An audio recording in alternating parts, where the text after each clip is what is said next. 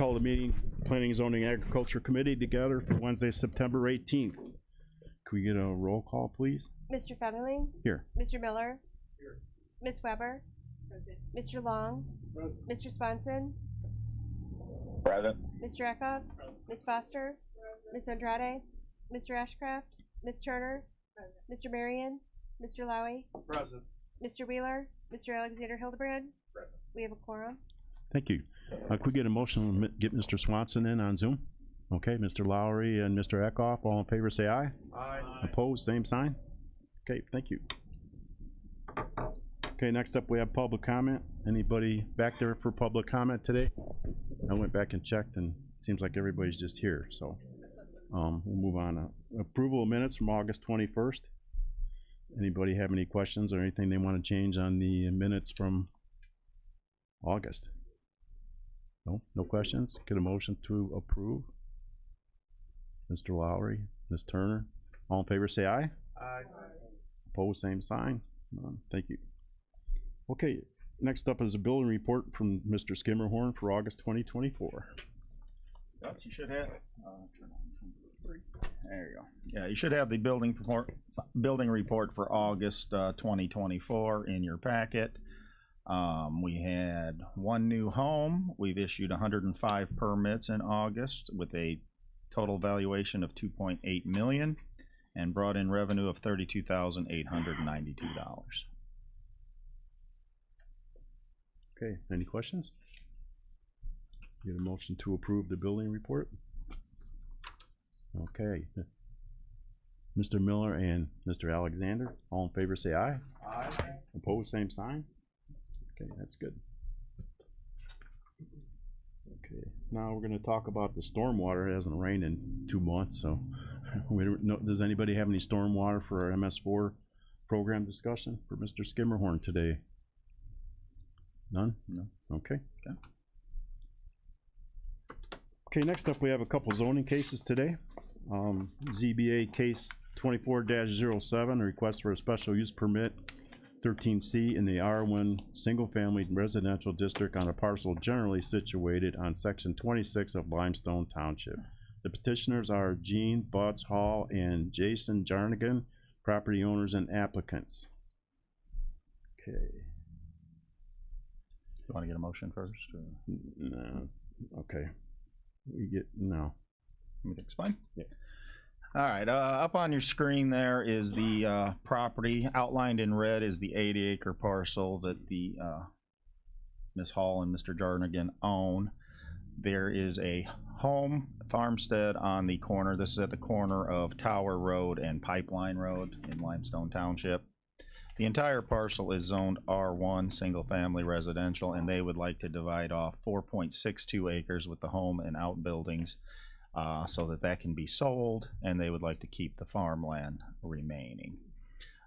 Any residential parcel in the R1 district, according to our ordinance, that is 2 acres or more, requires a special use permit, and that's why we are here today, because this is 4.62 acres. Went to Zoning Board of Appeals. It was unanimous 5-0 recommendation for approval. There were no public comment and no objectors. Okay. Staff's good with that one too, Dale? Yes, okay. Yes. Anyone have any motion to approve? Second, Mr. Lowry. All in favor say aye. Aye. Opposed, same sign. Okay. Move on next. Motion carries. ZBA case 24-08 is a request for rezoning from A1 agricultural district to A2 agricultural estate district on a parcel generally situated in section 8 of Otto Township. The petitioners are Vernon and Judith Meyer. 2022 trust agreement, Vernon Meyer as trustee, property owners and applicants. Okay, Mr. Skimmerhorn, okay. What do we have here? This is in Otto Township, really close to the Iroquois County line. It's a request to rezone, is that 2 acres? No, 5 acres from A1 to A2 with the existing home on it as outlined in red there. The purpose of the rezoning is to divide the property off and sell the home. Normally this would be handled with a farmstead exemption in our office, but the cutoff date on a farmstead exemption is the house had to be built prior to 2002. This one was built in 2003. Hmm. So that prompted a zoning case for it. Okay. Zoning board also voted 5-0 to recommend approval, and there were no objectors. Okay. Anyone have any questions? No? Entertain a motion to approve if nobody has any questions. Ms. Weber, Mr. Alexander, second. All in favor, say aye. Aye. Opposed, same sign. None? Okay. Thank you. We're up to transportation now. This is gonna be a good one here.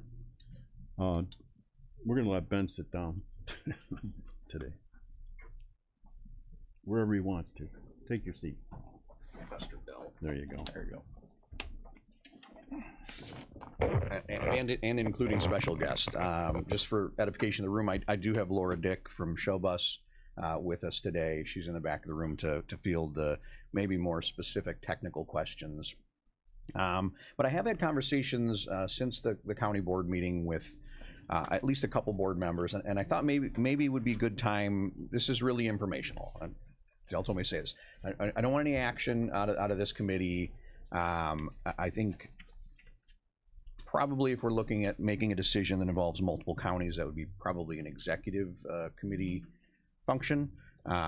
Certainly the chairman can direct us as to how he wants to hear that through our process. But I just want to talk a little bit about kind of where the funds are, and I guess typically when we talk about transit, and we, you look at our applications, we receive a grant from the federal government of $166,000 a year, and then the state ponies up about $1.2 million a year in downstate operating assistance, and these require a certain local match. We as a county match $15,000 in cash for the grant. So we don't, through our service contracts and the work we do, we don't ever leverage that full amount.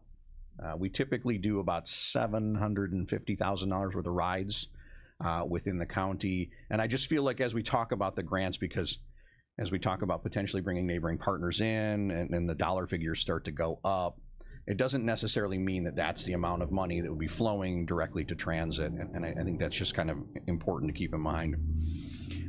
We did talk a little bit about how the funding would work at the full county board. And I do believe it's important to stress, and I try to make this case at the county board level. Right now, DOT is telling us they're working off $1.66 per capita.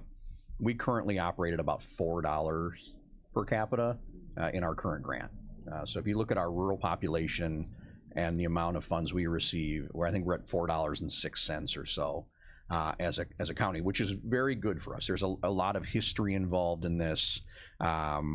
We at one point had a transit program that was in a little bit of trouble. We had to make a payment back to the state of Illinois. We fortunately had some favorable leadership in the governor's office, and you probably know who. I believe we were afforded the ability to maybe get absolved of some of that obligation, but it created some of the math going into this that's a little different than the state's base 166.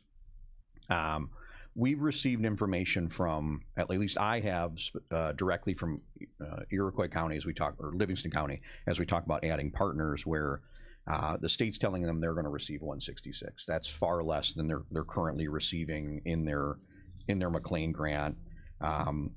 McLean right now as a group is getting $3.39 per capita. And so we're talking about a reduction of more than half. And I know all of you keep asking me and looking towards me on how does this system make sense. And I think it's important to impress upon this group again that for instance, if 5 counties are involved in rural transit, and I have a dispatcher or clerical staff or accounting or executive or any of those positions that would be in the back office staff, we essentially pay 20% of that person. Less counties that are involved in this, the more our obligation would come to, and every time we spend a little more money on administrative or compliance roles, that's less dollars that get rolled on the road, right? I mean, these are less rides we're offering. And so trying to find a way to be good stewards of all of that while still avoiding overexposing the county, right? I mean, and I think that the state's attorney made a very good point. Mr. Rowe asked, does this jeopardize what we're doing if we decide to say yes or no? Really, that was kind of, I think, a great question that he posed. And I think that's where, out of this committee, we'll end up likely, and I would assume, in another committee, and I don't want to speak for how Andy wants to line this up, but we need to make some form of decision in an October board meeting about where we would want to be. I talked with Delbert a little bit about what made sense on our end. I mean, it's a little bit of fact finding and soul searching from a staff perspective about who we could hire, how we could hire them, how much time we could commit to that. I think there's probably a greater organizational conversation we could have. But if this is something we want to undertake, I just want to make sure that you have all of the risk identified in front of you as to how it could happen. I can tell you that the state of Illinois, when I spoke with them at the Illinois Public Transportation Association conference, was very pleased that we had some appetite for helping out. But I also believe that there's a possibility where we could still assist without necessarily taking on the role directly, where maybe we could offer time to assist in the process with our level of expertise to get training done, and the state does offer training, which is good. I do want to say this for our group. We run about 5,500 rides a quarter as a transit system currently, and I would say somewhere between 60 and 70% of that are people riding between here and Momence to go to work. And so ultimately, I will give you this and assure you of this. Staff is committed to making sure our residents get rides. Kankakee County residents gets rides. If we do not want to do anything to jeopardize any of that, but I do think there's a lot of layers to this conversation that we still probably need to address to ensure that the additional rides are offered. Our county is different than many other counties. We're a blended rural-urban. Some of them are very rural. And so it's important to remember as we talk about taking on the new counties, they don't necessarily look like we look, and their transit might not run exactly like ours runs. So there could be a little bit of learning curve from us from a compliance standpoint, but ultimately, I think all the nuts and bolts and boxes you check would be the same as it relates to taking on that PCOM role. Right now, at the current staffing level we have, we cannot be, in the planning department, we cannot be the program compliance officer for the entirety of the region. That would require us to at least hire a full-time person to work on that. Again, there's some opportunities here. I think it's important to kind of look at them that way. But this is something that would take Dell and my time as far as training is concerned, for that individual to get them up to speed on compliance. But we would be leaning very heavily back on the state, saying, if we're willing, if the board directs us and says we're willing to step in and take on this charge, we're going to need some help from the state. They're going to have to offer probably some more one-on-one training. We've had since the PCOM program's been handed to me, I've had one training.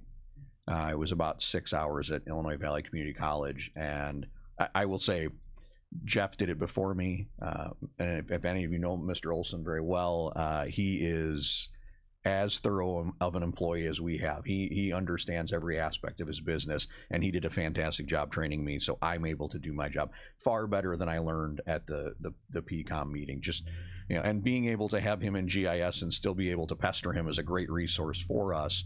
But he has GIS work to do sometimes, so I try and limit those requests. And so I wouldn't want to be potentially hiring on a new person and then subjecting Jeff to be their lead trainer or anything like that. So it is complicated. I guess as far as an update for this committee, I don't know that I have enough information in front of me. I will say this: we really need to have a sit down with DOT and all of the counties involved to get the numbers laid out. The numbers that were shared from Livingston County underrepresent their population as far as transit's concerned. That will make that system very difficult to operate and Laura as an operator can tell you, the less funds you plug into it, just the less rides they'll receive. And then you get into this very complicated question of what rides are we cutting.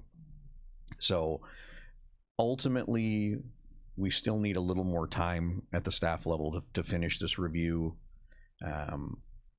I believe that if we can get the right bit of advocacy for rural transit to DOT, concerted effort from the counties to really stand up and say, here's the rides we're offering, here's the amount of funds we need, and not just accept the state's math. And Laura, if the chair would be okay with it, can certainly speak on the mic with this one. Over the years, through the state agencies, through our Public Transit Association, we've advocated for rural transit very heavily. There has been a shift to urban within the state generally. There isn't that much advocacy happening on the rural side, and so this isn't about necessarily accepting DOT's guidance on saying 166 is the number. That is a real baseline, knowing what the other grants look like, knowing that we're 2.5 times that in our grant, and I don't want to be flippant when I say, but I mean, we're pleased to receive that $4 because that allows us to do these rides.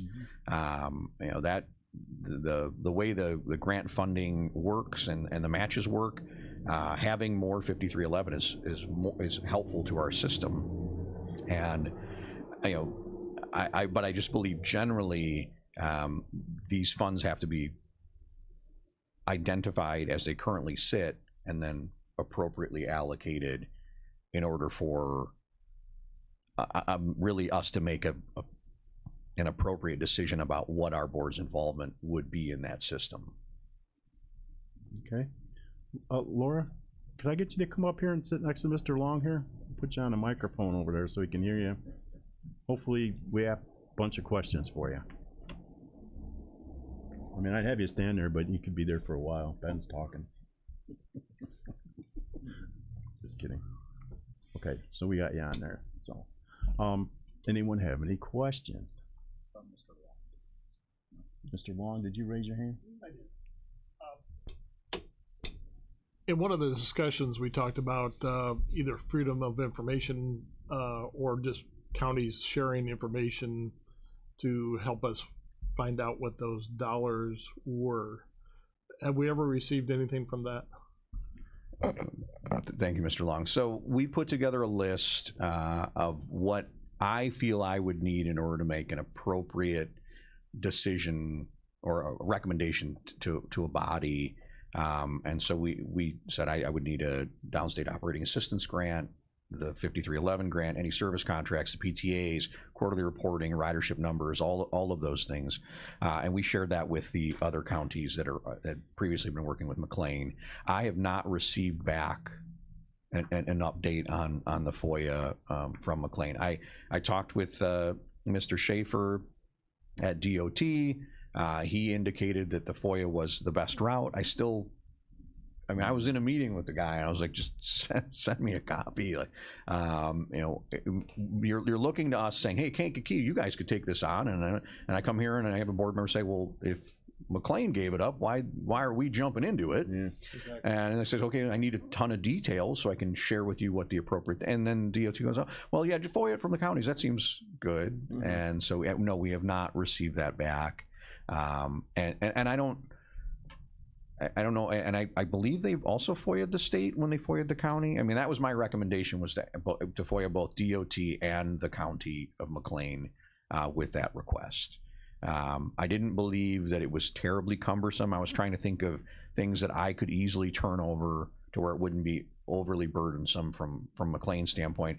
I mean, if I go into our Black Cat system, which is a Panther product, I can just click print on those and fire those off. It's not, I didn't think it was terribly cumbersome. I did ask for a lot of stuff, but I didn't think it was terribly cumbersome for them to put together. In all fairness, was there not some kind of an agreement in the contracts where you weren't supposed to be sharing some parts of the contract? Well, so that's more on the vendor side, and again, we'll probably hear this, and this is Laura's I'm jumping ahead. kind of I'm sorry. bailiwick, but so as a not-for-profit, Showbus enters into service contracts with various entities to offer transportation. Part of their agreement with those agencies is to not share that information. We all understand that FOIA supersedes that from a school of law, right? So as a not-for-profit, Laura would not necessarily furnish us with the service contracts because that's a relationship she has with those individuals, and we think that's appropriate. But ultimately, if somebody FOIAs me as a government body, if we get that request downstairs or upstairs, we will furnish our service contracts because we're obligated to do that. But what that does also afford us to do is to leverage our process and redact information that we would feel would be sensitive, that we would want to redact out of that. And then that kind of limits the obligation of the not-for-profit in trying to figure out how to do that, because they are not subject to FOIA as an NFP, but ultimately we all know we're the government, we are subject to that. So that's where asking for it, McLean doesn't have to necessarily furnish it to anybody, but the second a FOIA was initiated, they will have to give something. I think the ultimate complication here is when you ask for something in a FOIA and you don't receive it, you then have to go to the AG's office and make a complaint, and that all takes time.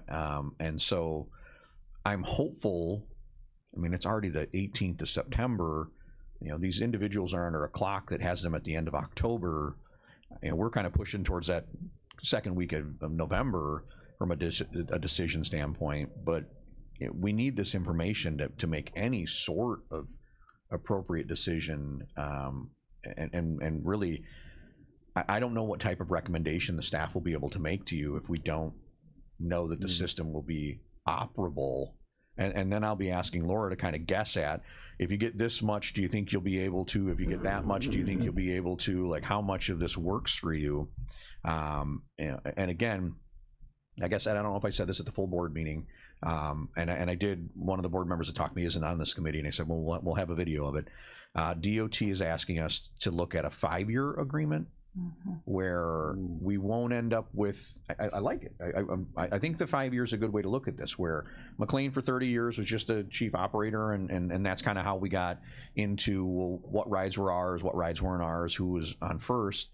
This way you could evaluate that at the end of the 5 years. It gives some surety to, if we were the partner potentially for us to say, okay, for 5 years, this would be a person we'd have to have on staff. Potential reevaluate that at the end of 5 years and keep that program running or not. But that it just kind of baselines for everybody how long it would be. Also with 5 years, is it's not 1 or 2 years. Like that was always my big fear. Like, I'll do it for 2 years. You blink, it snows, it's Christmas, we blink again, it's start of school, and it's like before you know it, it's like, oh, it's 2 years done. And so I think the 5 years is a good window, and I think that was good guidance from Mr. Schaefer as to looking at that. But I still, we're absent appropriate information to make appropriate decisions at this point, and the recommendation is still kind of fluid at this point. Okay. Ready? Yeah. Okay. Mr. Eckhoff. Oh. Thank you, Mr. Chairman. Do you have any meetings set with the other counties yet, or no, that you were talking about earlier? The chairman in Ford is out until the 20th. We were kind of waiting on her to get back, but I mean, that's fortunately in a couple days. We had our Region 6 HSTP meeting. Laura and I attend a meeting. Bones is our member for a Human Service Transportation Plan. We have a region in the state of Illinois. Region 6 is Iroquois, Livingston, Ford, McLean, Kankakee. I think that's right. Yeah. And so we all would have been in the same room at the HSTP meeting on Monday. Livingston's member did attend. McLean shares with us somebody from the highway department, so not necessarily a decision maker, and I was there on behalf of Bones. He's out of town, but neither Ford nor Iroquois attended the meeting, and I thought this was like, this was a perfect opportunity for us to say, if I'm an orphan county, and coming out of this relationship, I know, I would be recommending that we attend this meeting and hear from everybody. I thought this was going to be a great opportunity for us to kind of sit down and baseline a little bit. Laura and I talked a good bit during that meeting just to kind of get our ducks in a row and kind of get an idea about what funding looked like, talk a little bit about what is being released from the state. But yeah, we have not been able to get together, but we're talking about having, and this meeting has to happen next week to get from everybody what the state is telling them. I will say I've asked for the letter from Mr. Schaefer from DOT. I still have not received that. I did not ask Mr. Schaefer for that, but I thought it was going to funnel through to me. And so I'm trying to work off of this, we were told this or we were told that. And it's like, please furnish me with a copy of anything that has been shared in these counties, because the timeline makes sense from a grant application standpoint, but it is nebulous in that we just picked a date. If we knew by December 1st, maybe that would be sufficient, or if we need a little bit more time. I think that'll be in our best interest, though, to get that meeting and then to go to Mr. Schaefer and say, we need to be able to make a decision by this date, and that has to work for the state. We have to be flexible in this, where a traditional grant, I understand it. If this is our regular 5311 and downstate, we're going to apply on the times we apply. But there are times when the grant applications aren't in time, and our board meeting schedule doesn't get us on the deadline, and we just notify them that we're not going to hit the target, and we apply when we can. And they've been accepting of that for 30 years. Mm-hmm. So I'm being hopeful for grace. Hey, Laura, do you want to get a couple cents in here in between? I guess I would like to apologize. Part of it was the change in leadership at McLean County. I had 1 day's notice before they released the intent to dissolve the intergovernmental agreement. Otherwise, I did ask them to please give time so we could do it in an orderly manner. But it is new leadership, and under new leadership, changes happen. Before that, just so you know, we were unanimously supported by the board every year. So, again, but leadership has great power, and that's the way it is. The other thing that I would say is I did do a study of everything I could pull down about the various rural systems in this state and their grant allocations, which is public information. It's kind of hard to find, but you can find it, and I did. And I provided that to Ben and a few other people. There is no entity right now as low as $1.66. There just isn't. So again, we are struggling also in IDOT with leadership that came into position after or during COVID, and I still am struggling to understand some of the motivation here. But I personally believe there was a study done some years ago to look at how allocations of the federal money, how that was done, because we know how the dope is done. It's done through appropriation, through legislation. So it's clear, everybody knows where it is, what the rules are. There was a study done, but one of the beginning premises of that study was a hold harmless clause, that no one would be reduced from the 5311 because that's sort of a baseline that's been there forever. For instance, before COVID, Kankakee County's allocation hadn't changed for years and years. And the same with McLean County, it goes back many, many years. So then to be told that it would go down by 50%, I believe, is not sustainable personally. And that's got to be part of the beginning conversation, that this is penalizing so many people who have depended on this funding for many, many years. So that's my beginning argument, also with a deep apology that there was no notice, and I cannot give you a good explanation except that leadership does make a difference. and also, I guess I do want to add, and if leadership changes in McLean, does this all change for them? And you know, do they have some appetite to kind of go back on that to where, I think in a perfect world, you know, on December 2nd in McLean, we get okay, you know, turn the fire alarm off. We're going to, for 2 years, reevaluate this and give everybody some time to actually do the system, to where then we're not scrambling to try and make this all work on behalf of everyone else, and you know, their allocation could stay intact. I think that for me would be like kind of perfect. And I don't know, I can tell you that some of leadership does have races on their hands at McLean. I don't know what the outcome will be. I hardly know anything about our politics, much less their political makeup. So, and I wouldn't be one to guess either way. But you know, there seemed to be a kind of a ravenous appetite in previous regimes to continue to do this. There was never dissenting votes from my understanding. There was a lot of support for being kind of the big sister in rural transit at McLean County, and this is a very recent thing, but it has created this condition where I think ultimately we're trying to be helpful, and we'll try and give you the best guidance we can as to how we can best be useful at the staff level, and then you can kind of direct us from there.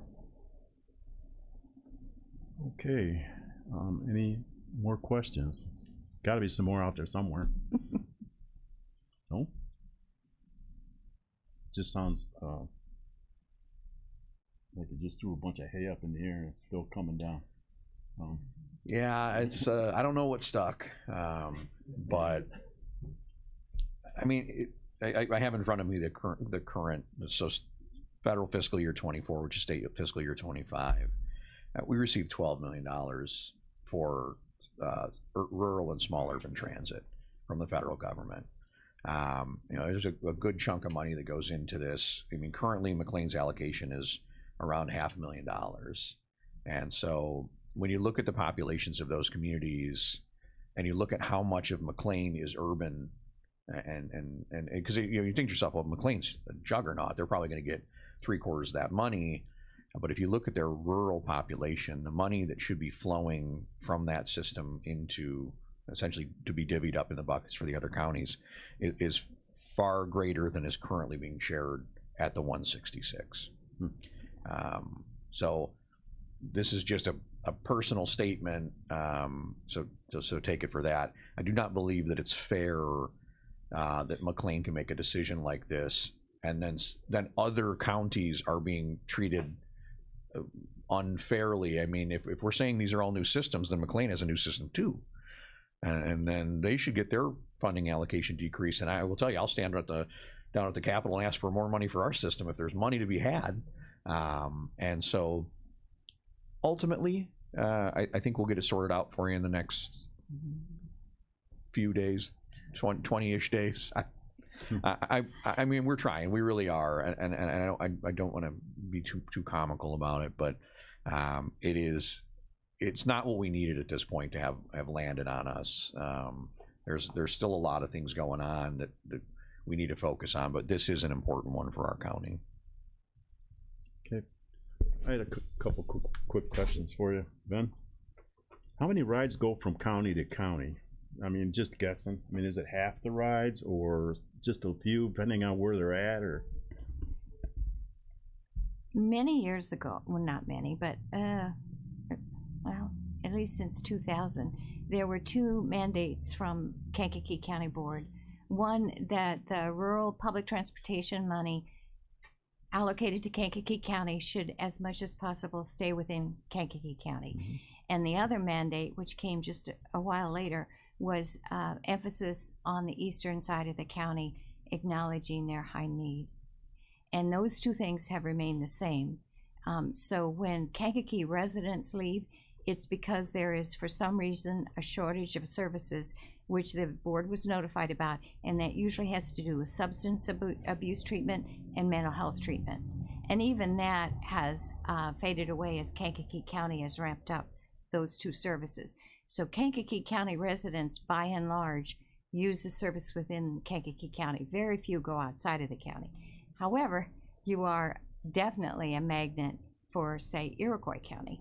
So there's a flow toward Kankakee from Iroquois on a steady basis. Okay, and then if you're hiring somebody to do that position, I mean, are those people out there? If you say you had to hire somebody, I mean, how do you find somebody that's qualified to do No. something like that? They're not. I shouldn't say that. They are. They already have jobs. This is the same issue, and Delbert can speak to this. We hired a transportation planner 2 planners ago. I think we had that. Mike's job was out 2.5 years. Yes. I mean, before we were able to hire that position. To have somebody with technical expertise in transit, I think what you end up typically doing is you have somebody who maybe potentially, as an example, works for a social service agency that offers busing. And we potentially, they're at a not-for-profit and maybe we offer better benefits, have better insurance, or they like our pension system and we can hopefully permanently borrow them from that agency, where they might have a background in some aspect of that. I mean, maybe they have a expertise in school busing where it doesn't really align, being a bus driver for a school bus system, but they understand kind of some of the ins and outs of dispatching and routes, where we could potentially have them. I mean, part of our compliance efforts, we have a checklist. We try and make it pretty straightforward at the staff level. Fire extinguisher, Title VI notice, alarm on the back door. Do the tires look good? Do all the lights function? Does the lift function? We meet out at, you'll see me sometimes out at in Jimmy John's parking lot. We'll have our PCOM meeting, and then Laura will have a couple buses come over, and I'll go out there and I'll go through the checklist with it. This is just something could be trained to any one of our employees that works within our organization. We could train to do this, but then there's kind of that piece where I then go back and look to say if I have a notice that we bought new tires and we're installed on number 13. When I inspect number 13, I probably should be looking to make sure the tires look like they're in good repair and that they're newer. I'm not checking the depth of the treads, but it is something when you start to talk about going through that oversight and compliance. That I mean, ideally you'd have somebody who had some sort of compliance auditing background.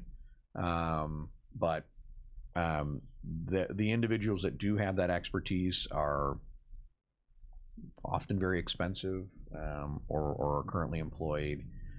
So I would assume we would be looking at a person to come in and be trained on this job. The one thing that is very nice about that is they don't have any other bad habits.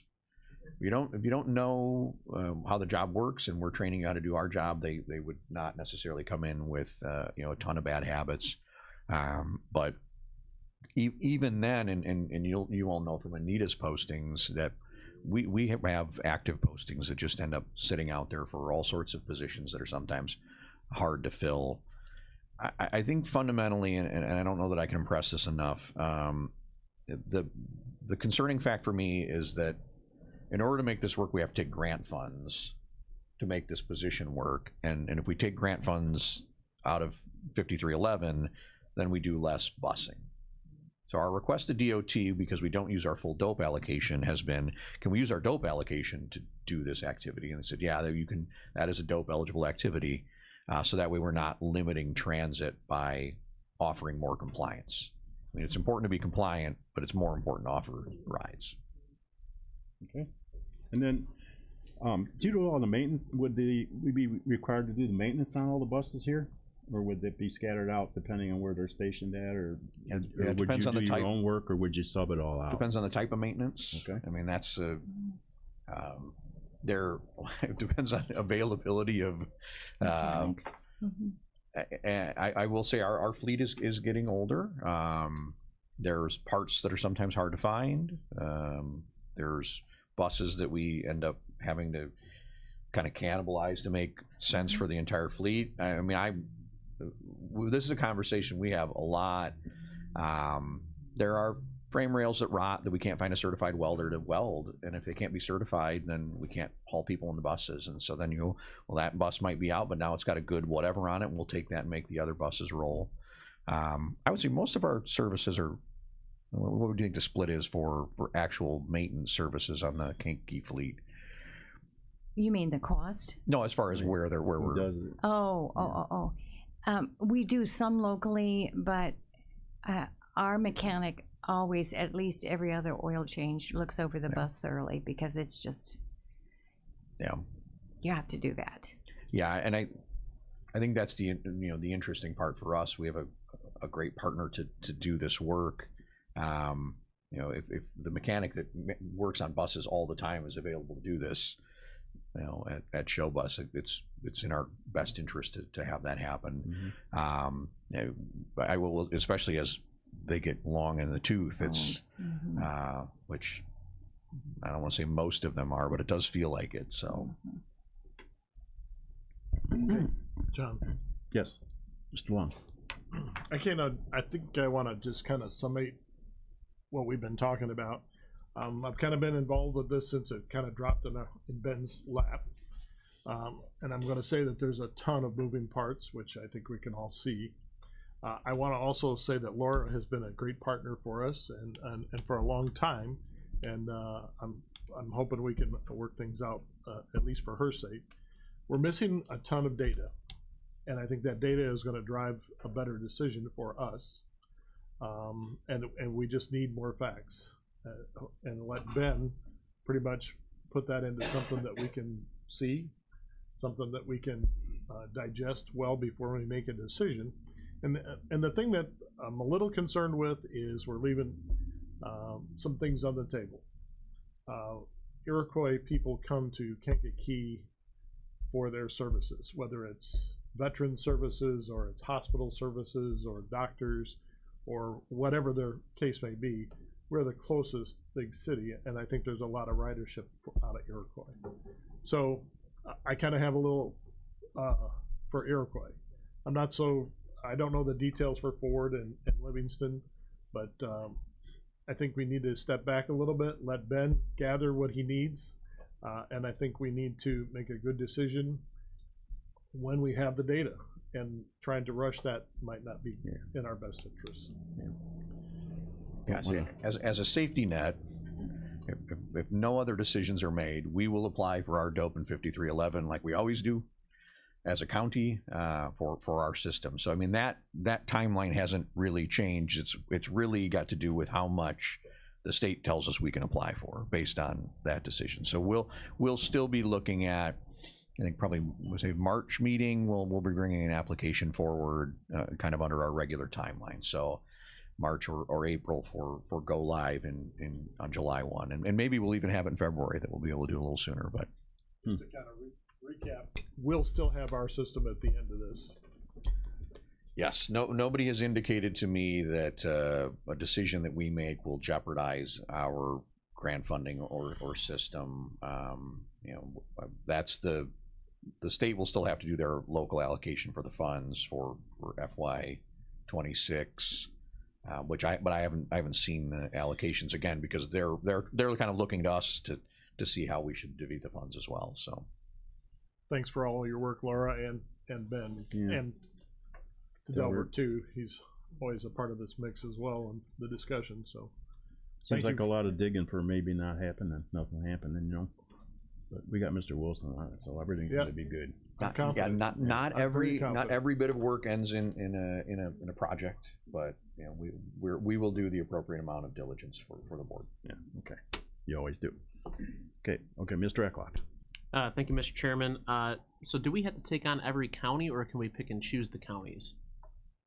I believe we could pick and choose the counties. As an example, so DeWitt on the other side of McLean County would not. They have an opportunity to go with. They're on the south side of McLean. There was no real conversation with us to why would we jump all the way over there? If as an example, Iroquois and Ford said, hey, there's a system to the south of us and we want to go with them, and we potentially picked up Livingston, or to Mr. Long's point, if Iroquois makes more sense to be connected to us, and maybe Livingston makes sense to be connected to Grundy. I guess is a little bit to their north. Maybe that I don't believe that to be the case. I know that I-57 is a big traffic generator between our county and Iroquois. I think that one does certainly have some synergies. I don't know what the relationship would look like in Ford. South Ford has a very different relationship in transit than North Ford does. Maybe they feel like they are more tied to a different area. I know that Jennifer did mention these are like 3 of the 5 largest geography counties in the state of Illinois we're talking about right now, and it's like there's a lot of mass between McLean, Livingston, and Ford counties. So it's a lot to kind of discuss on that front. Could be a 45-minute ride from here. Yeah, and I like to echo Craig's words. Thank you, Ben. Thank you, Dell, and thank you for all your help and your conversations thus far. It's much appreciated. And I'm very confident if we get the information before a meeting, Ben, is there any chance we can get it given to us, or we got to wait for meetings to get it? Can it be filtered out through the email so we can get information that we're looking for, or does it have to wait till finance, or wait till executive, or wait till big board, or wait for PZA again? I mean, as soon as we've been able to craft our recommendation, we'll share that with the chairman.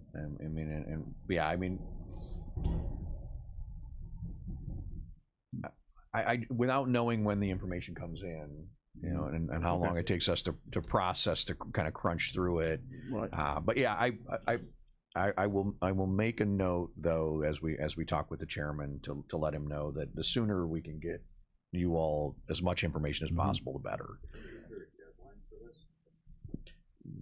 October. Yeah, I mean, October 31st is kind of the official deadline, and that's actionable by then. So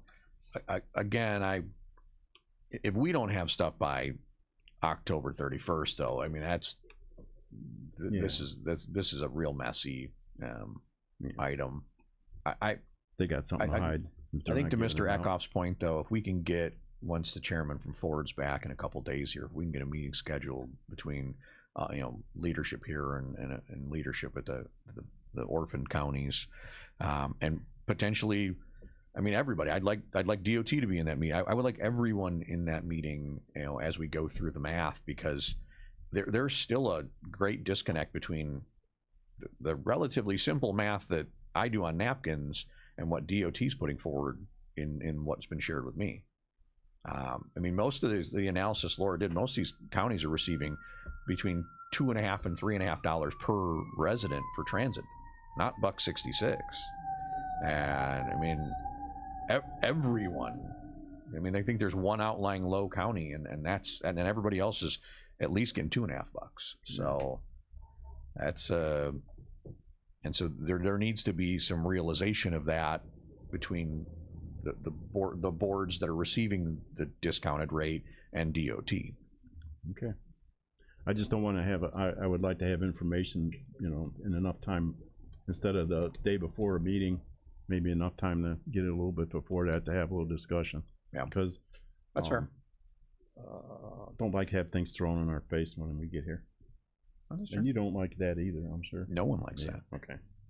So if we had a little, tweak along the way, it would be nice, like updates, or maybe come next month to give us an update where you're at, or something like that too. Yeah, I feel like I'm going to be in front of several committees to discuss this. You're here anyway, so I'm at your disposal.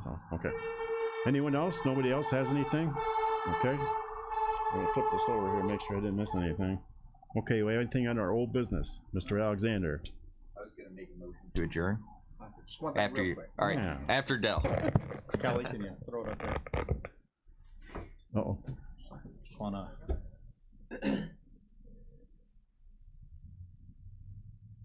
should take about 2 seconds. That's all you got.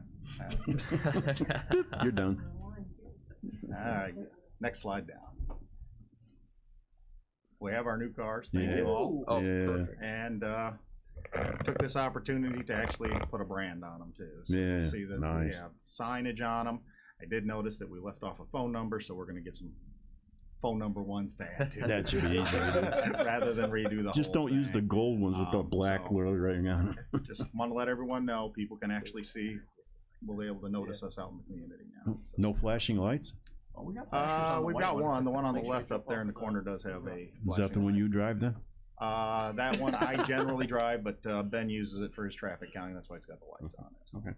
we may add lights to a few more for that purpose as well. Okay. Thank you. We had a motion on the floor to adjourn. Get a second? Ms. Foster, all in favor say aye. Aye. Have a good day, everyone.